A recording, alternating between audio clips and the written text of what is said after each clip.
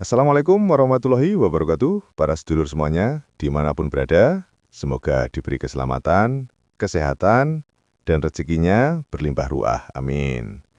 Pada video kali ini, saya akan menyajikan kisah seorang anak tukang sapu yang dihina. Untuk kisah lengkapnya, langsung saja kita masuk ke ceritanya.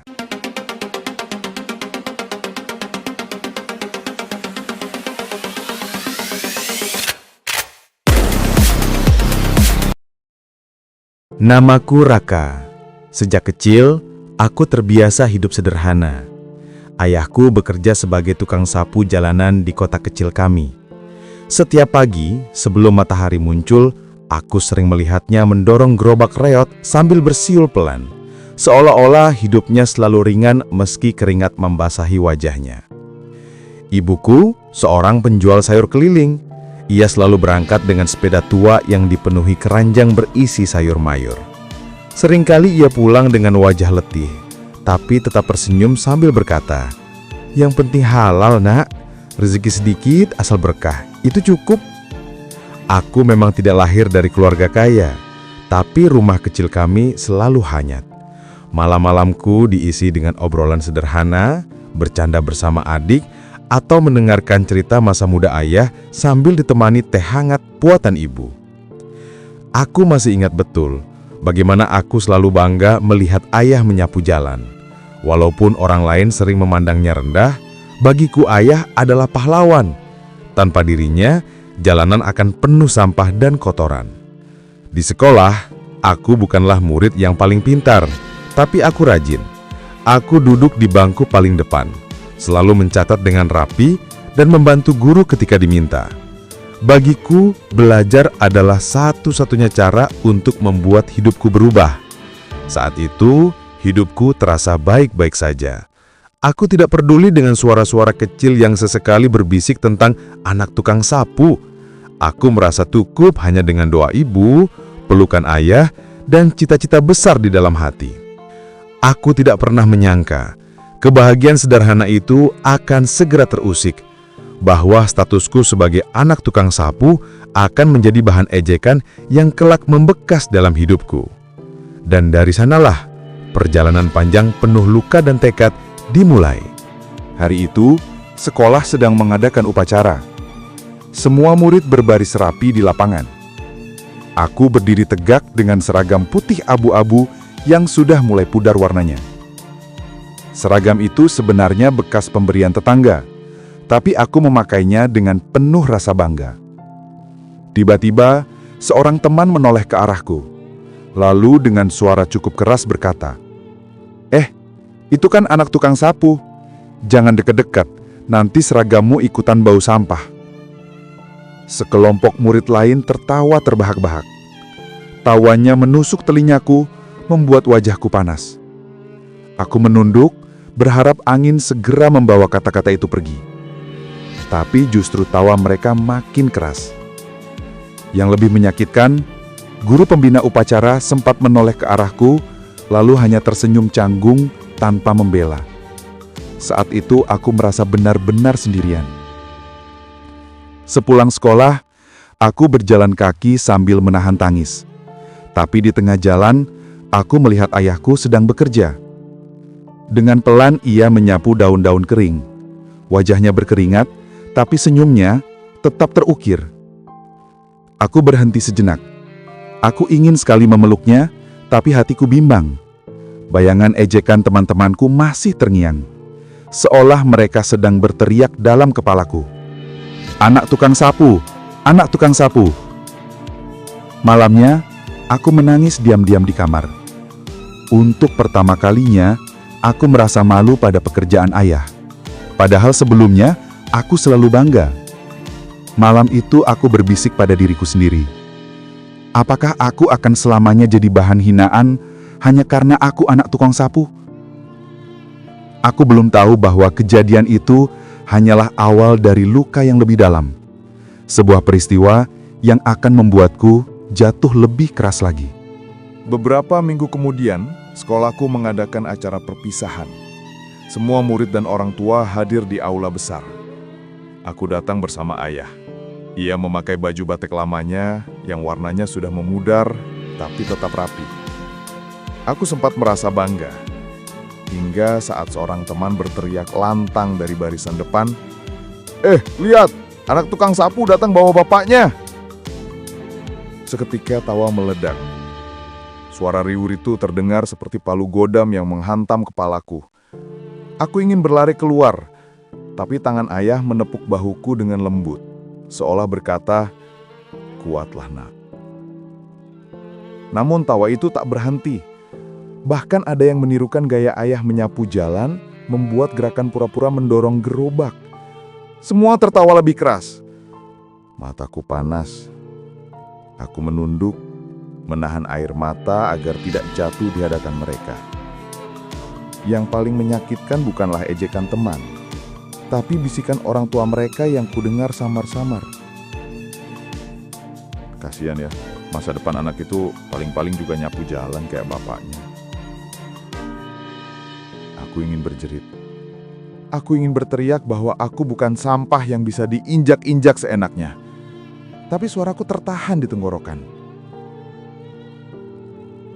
Malam itu, aku pulang dengan dada sesak. Di kamar kecilku, aku menangis sejadi-jadinya. Untuk pertama kali dalam hidupku, aku merasa benci pada keadaan. Tapi di balik air mata, ada api yang menyala. Aku menatap cermin, dengan wajah masih basah air mata dan berbisik keras pada diriku sendiri.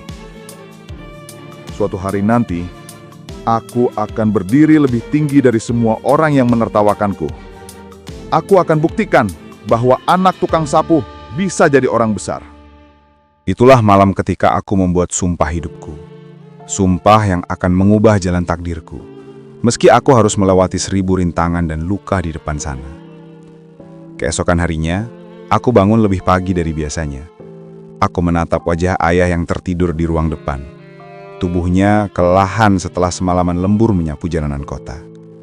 Dalam hati aku berkata, aku tidak boleh menyerah. Aku harus membuat ayah bangga. Sejak hari itu, hidupku berubah. Sepulang sekolah, aku tidak langsung bermain seperti teman-temanku. Aku pergi ke perpustakaan desa, meminjam buku-buku tebal yang bahkan tidak dimengerti teman sebayaku. Aku membaca di bawah lampu redup, ditemani suara jangkrik, sementara ayah dan ibu sudah terlelap. Tapi perjuangan itu tidak mudah. Aku sering tidak punya uang untuk membeli alat tulis. Bahkan kadang tidak bisa membayar uang sekolah tepat waktu. Guru wali kelas pernah memanggilku dan berkata, "Raka, kalau begini terus, mungkin lebih baik kamu berhenti sekolah dulu. Bantu orang tua, nanti kalau sudah ada rezeki baru lanjut lagi." Kalimat itu menghantamku seperti petir. Seolah semua usahaku sia-sia. Tapi aku tidak mau menyerah. Aku menatap guru itu dengan mata berkaca-kaca. Dan dengan suara bergetar aku berkata, "Pak, izinkan saya tetap sekolah. Saya janji akan berusaha lebih keras." Aku pun mulai bekerja kecil-kecilan. Aku menjual gorengan buatan ibu di sekolah. Aku memungut botol plastik bekas untuk dijual. Bahkan aku pernah menjadi pengantar koran di pagi hari sebelum berangkat sekolah. Semua aku lakukan demi satu hal, cita-cita yang kuucapkan di depan cermin malam itu. Namun, semakin keras aku berusaha, semakin banyak pula orang yang menertawakan. Anak tukang sapu sok pintar, biar belajar segencar apapun, tetap saja hidupnya miskin. Aku tahu perjalananku masih panjang, dan di depan aku akan diuji dengan sesuatu yang jauh lebih berat dari sekadar hinaan. Ujian itu benar-benar datang ketika aku duduk di bangku kelas akhir SMA. Aku sudah berjuang mati-matian, belajar hingga larut malam, berjualan gorengan, bahkan mengantarkan koran sebelum fajar. Semua kulakukan demi satu mimpi, mendapat beasiswa kuliah agar bisa mengubah nasib keluargaku. Hari pengumuman beasiswa itu tiba. Aku berdiri di papan pengumuman. Mataku mencari-cari namaku di antara daftar panjang penerima. Jantungku berdegup kencang. Keringat dingin mengalir di punggungku. Tapi namaku tidak ada di sana. Seakan langit runtuh menimpaku. Kakiku lemas, tanganku gemetar. Aku menatap kertas itu lama sekali, berharap ada kesalahan. Tapi kenyataannya, aku gagal. Beasiswa yang ku kejar bertahun-tahun itu terbang begitu saja. Aku pulang dengan langkah gontai. Di jalan, aku mendengar suara tawa beberapa teman yang juga ikut seleksi. Pantas saja gagal. Anak tukang sapu berani mimpi jadi mahasiswa. Lucu banget. Mereka tertawa lepas, seakan kegagalanku adalah hiburan bagi mereka. Sesampainya di rumah, aku menutup pintu kamar rapat-rapat dan menangis sejadi-jadinya. Aku merasa semua jerih payahku tak ada artinya. Aku menatap buku-buku di mejaku. Tebal, lusuh, penuh coretan. Apakah semua ini hanya buang-buang waktu? Apakah aku memang ditakdirkan jadi seperti kata mereka, cuma anak tukang sapu? Hari-hari setelah itu terasa berat. Aku bahkan kehilangan semangat untuk membuka buku. Dagangan gorengan ibu tidak laku, koran yang kuantar tak cukup menambah uang sekolah. Seolah dunia menutup semua jalan di depanku. Namun, di tengah keputusasaan itu, sebuah kejadian datang yang membuatku dihadapkan pada pilihan paling sulit dalam hidupku. Hari itu aku mendengar ibu berbicara pelan pada ayah di ruang depan. Aku mengintip dari balik pintu kamar. Wajah mereka terlihat pucat dan cemas. "Pak, uang sekolah Raka sudah menunggak 3 bulan. Kalau begini, dia bisa dikeluarkan." Suara ibu bergetar. Ayah terdiam lama, lalu menjawab dengan napas berat. "Kalau terpaksa, biarlah Raka berhenti sekolah dulu. Mungkin memang sudah waktunya dia ikut bekerja." Kata-kata itu bagai pisau menorehkan luka di dadaku. Aku jatuh terduduk di lantai kamar. Tubuhku bergetar hebat. Seluruh perjuangan, doa, dan sumpah yang kuucapkan di depan cermin seolah hancur begitu saja. Malam itu aku duduk sendirian. 2 pilihan menghantuiku. Pertama, menyerah, berhenti sekolah, membantu ayah menyapu jalan, atau ikut ibu berjualan sayur. Itu jalan yang aman. Tapi berarti aku membiarkan semua hinaan mereka menjadi kenyataan. Kedua, tetap melawan. Mencari cara entah bagaimana untuk tetap sekolah, meski aku sendiri tidak tahu harus memulai dari mana. Itu jalan yang sulit, penuh risiko, dan bisa membuat keluargaku semakin susah. Aku memejamkan mata. Air mata jatuh tanpa henti. Rasanya dunia menertawakan aku. Anak tukang sapu tetap akan jadi tukang sapu. Kalimat itu bergema di kepalaku, semakin keras, semakin menusuk. Dalam keheningan malam aku menatap langit-langit rumah yang reyot dan berbisik lirih. Tuhan, apakah aku memang harus menyerah? Atau Engkau ingin aku melawan sampai titik darah penghabisan? Malam itu aku tidak tidur. Aku tahu, apapun pilihanku akan mengubah seluruh jalan hidupku. Saat fajar tiba, aku berdiri di depan cermin yang retaknya makin banyak. Wajahku sembab, tapi mataku menatap balik dengan sorot yang berbeda. Dalam hati aku berkata mantap, aku tidak akan menyerah. Lebih baik aku jatuh 1000 kali daripada menyerah sekali lalu menyesal seumur hidup. Sejak hari itu aku memilih jalan sulit. Aku tetap bersekolah, meski uangku nyaris tidak ada. Aku bekerja lebih keras lagi. Pagi sebelum sekolah aku mengantar koran. Siang aku belajar, sore berjualan gorengan, malam aku memulung botol plastik. Tubuhku kurus, tenagaku sering habis, tapi aku terus memaksa diri. Namun konsekuensinya langsung terasa. Aku sering tertidur di kelas, membuat guru menegur. Nilai-nilaiku merosot tajam. Bahkan ada hari di mana aku jatuh pingsan di halaman sekolah karena perutku kosong seharian. Teman-temanku tertawa, menyebutku si lapar abadi. Aku menahan semua rasa sakit itu, tapi jauh di dalam hati ada suara kecil berbisik. Mungkin orang tuamu benar, mungkin kau terlalu keras kepala. Lihatlah, semua usahamu justru membuatmu makin menderita. Suara itu menghantuiku setiap malam. Dan ketika aku melihat wajah ayah ibuku yang semakin tua dan letih, aku hampir percaya bahwa pilihanku adalah sebuah kesalahan besar. Aku sempat berpikir, mungkin benar aku seharusnya menyerah. Namun di balik semua keputusasaan itu, ada satu kejadian tak terduga yang kelak menjadi titik balik dari hidupku.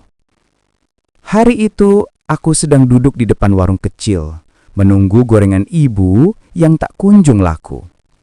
Tiba-tiba, seorang lelaki paruh baya menghampiri. Ia pelanggan setia yang sering membeli 2 atau 3 tempe goreng dariku. Tapi kali ini, ia tidak hanya membeli. Ia menatapku sambil berkata, "Raka, aku sering lihat kamu rajin sekali belajar sambil berjualan. Kamu mau ikut lomba menulis esai di kota? Hadiahnya lumayan besar." Aku tertegun. Lomba menulis? Aku bukan siapa-siapa. Aku hanya anak tukang sapu yang berjualan gorengan. Mana mungkin aku menang? Tapi lelaki itu tersenyum penuh keyakinan. "Cobalah, tidak ada yang tahu jalan rezeki dari mana datangnya." Malam itu, aku menyalakan lampu kecil di kamarku. Dengan kertas bekas dan pulpen yang tintanya hampir habis, aku mulai menulis. Aku menulis tentang ayahku, tentang hidup sederhana kami, tentang semua hinaan yang pernah kudengar, dan tentang sumpah yang kuucapkan di depan cermin.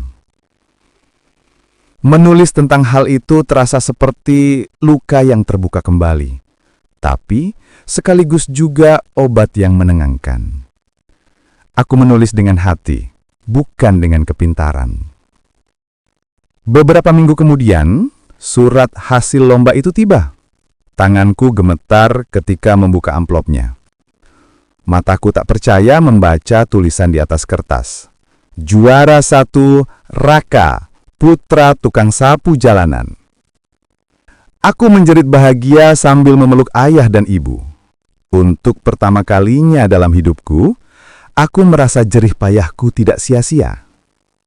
Hadiah uang itu tidak besar, tapi cukup untuk melunasi tunggakan sekolah dan membeli seragam baru. Namun lebih dari itu, kemenangan kecil ini memberi aku harapan baru. Harapan bahwa sumpahku bukan sekedar mimpi kosong. Bahwa mungkin Tuhan memang menyiapkan jalan bagiku. Meski jalan itu penuh onak dan air mata. Aku tidak tahu, kemenangan kecil itu hanyalah awal. Karena di depan, aku masih harus bertarung lebih keras lagi. Benar saja, setelah euforia juara reda, hinaan orang-orang kembali datang. Mereka berbisik, "Juara sekali, lalu apa gunanya? Hidupnya tetap miskin. Ah, paling hanya keberuntungan sesaat. Besok-besok kembali jualan gorengan." Ucapan-ucapan itu menusuk lebih dalam dari sebelumnya. Seolah dunia menertawakan kebahagiaanku yang baru seumur jagung. Tapi di saat bersamaan, api dalam diriku justru makin berkobar. Aku berkata dalam hati, kalau satu kemenangan kecil bisa membuat mereka iri, aku harus memenangkan lebih banyak lagi. Aku harus buktikan bahwa aku bukan hanya anak tukang sapu yang kebetulan beruntung. Aku adalah Raka, dan aku akan berdiri di atas mereka suatu hari nanti. Maka aku mulai menulis lebih banyak. Setiap malam aku begadang, menumpahkan semua kisah hidupku, mimpi-mimpi, bahkan luka yang tak pernah kubicarakan pada siapapun. Aku ikut berbagai lomba, meski sering kalah, meski kertas jawabanku hanya mendapat catatan merah, tapi aku tidak menyerah. Suatu ketika, seorang guru memanggilku. Ia berkata lirih, "Raka, tulisanmu punya kekuatan. Jangan berhenti. Tapi ingat, dunia ini tidak selalu ramah pada orang miskin yang berani bermimpi." Kata-kata itu menguncangku, seolah ia memberi isyarat bahwa jalan yang kupilih bukan hanya jalan penuh duri, tapi juga penuh orang yang siap menjatuhkan. Tapi aku sudah terlanjur berjanji pada diriku sendiri, dan aku tahu semakin tinggi aku berusaha mendaki, semakin banyak tangan-tangan yang akan berusaha menarikku jatuh. Tapi biarlah, karena aku lebih takut melihat ayah menua tanpa pernah merasakan bangga, daripada menanggung luka dari cemoohan orang-orang. Aku tidak sadar, keputusan untuk terus maju itu akan menyeretku ke dalam ujian terberat yang tak pernah kubayangkan sebelumnya. Hari itu, sekolah mengadakan lomba menulis tingkat provinsi. Hadiahnya besar, bukan hanya piala, tapi juga beasiswa penuh. Itu berarti aku bisa melangitkan sekolah tanpa harus membebani ayah yang sudah kepayahan mencari uang. Aku tahu, inilah kesempatan yang selama ini kutunggu. Aku menulis dengan sepenuh jiwa. Kutumpahkan setiap luka, setiap hinaan, dan setiap mimpi yang kusembunyikan. Ketika kertas itu kukumpulkan, aku berdoa lirih. Tuhan, jika ini jalan untuk membuat ayah tersenyum, maka tolonglah aku kali ini. Hari pengumuman tiba. Dadaku berdegup kencang. Semua murid berkumpul di aula. Ketika namaku dipanggil sebagai juara pertama, ruangan itu seketika sunyi. Lalu gemuruh tepuk tangan meledak. Aku berdiri kaku, tak percaya, sementara mataku mencari satu sosok di antara kerumunan. Ayah. Ia berdiri di belakang, mengenakan baju lusuh kebanggaannya, menatapku dengan mata berkaca-kaca. Untuk pertama kalinya aku melihat wajahnya memancarkan kebanggaan yang tak bisa ditutupi. Hatiku nyaris meledak oleh rasa haru. Namun, saat itulah ujian itu datang. Beberapa orang tua murid mendekati panitia dengan wajah masam. Tidak adil, bagaimana mungkin anak tukang sapu bisa menang? Pasti ada permainan. Anak seperti itu, mana mungkin lebih pintar dari anak kami? Bisik-bisik itu menyebar cepat, lebih tajam daripada pisau. Aku bisa melihat tatapan sinis teman-temanku, seolah kemenanganku adalah sebuah dosa. Dan lebih parah lagi, keesokan harinya sebuah kabar beredar. Aku dituduh menyontek. Katanya mustahil anak miskin sepertiku bisa menulis seindah itu. Katanya, aku pasti menjiplak dari buku atau tulisan orang lain. Dunia yang semalam memberiku piala, kini berubah jadi panggung hinaan. Bahkan beberapa guru mulai meragukanku. Hanya ayah yang tetap menggenggam pundakku dan berkata, "Nak, kalau kau benar, bertahanlah. Kebenaran akan menemukan jalannya sendiri." Tapi kata-kata ayah tidak mampu menahan rasa perih di dadaku. Aku merasa seperti sedang dipermainkan oleh takdir, diberi kebahagiaan sesaat, lalu dijatuhkan lebih keras dari sebelumnya. Aku bertanya dalam hati, apakah ini harga dari sebuah mimpi? Apakah aku memang salah karena berani berharap lebih dari sekedar jadi anak tukang sapu?